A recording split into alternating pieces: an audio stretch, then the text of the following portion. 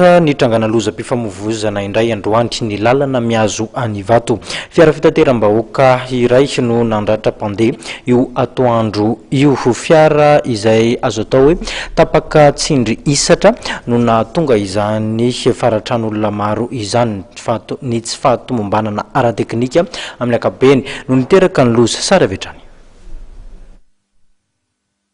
Fiara fitateram-bahoaka 114 izay mampitohy amin'ny Ambohidro sy Analakely no niaran-doza androany tokony tamin'ny 12 atoandro. Tsy nisy nainana foy tamin'ity lozam-pifamoivoizana ity fa mpandeha 5 kosa no naratra ary nalefa ny tsaboina teny amin'ny hopitaly loterianina Ambohibao.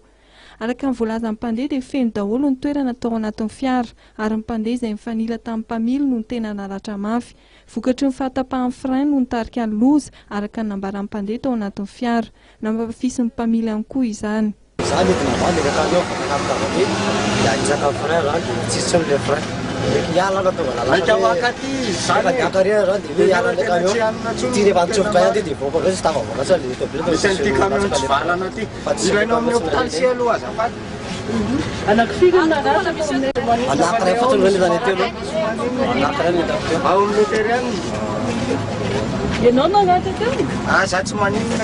Tato ato dia isaky nisy hatrany lozam-pifamoivoizan'ny fiara fitateram-bahoaka raha tsy teny efa tsy nitranga teny Alasora sy teny Ambodivona lahatokana ny aina ary miantso ny fitandremany rehetra amin'ny familiana sy ny fampiasana ny lalana mba hisoroana amin'ny loza samihafa.